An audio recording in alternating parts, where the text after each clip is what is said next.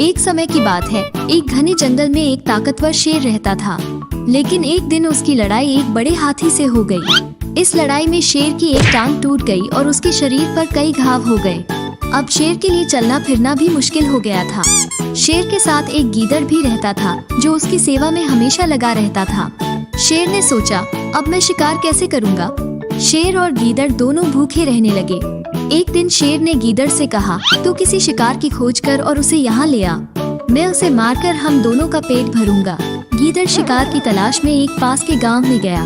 वहाँ उसने तालाब के किनारे एक गधे को देखा जो हरी हरी घास खा रहा था।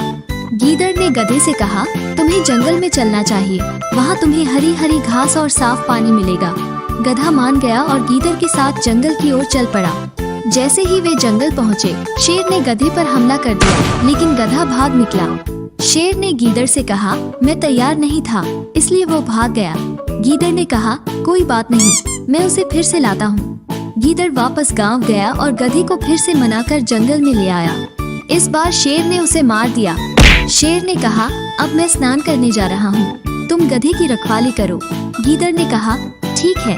शेर के जाते ही गीदड़ ने गधे के कान और दिल खा लिए।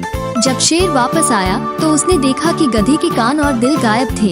शेर ने गीदड़ से पूछा, तूने इसके कान और दिल क्यों खाए? गीदड़ ने जवाब दिया, स्वामी, इसके कान और दिल थे ही नहीं, अगर होते तो यह वापस नहीं आता। शेर ने गीदड़ की बात मान ली और दोनों ने मिलकर गधे का भोजन किया।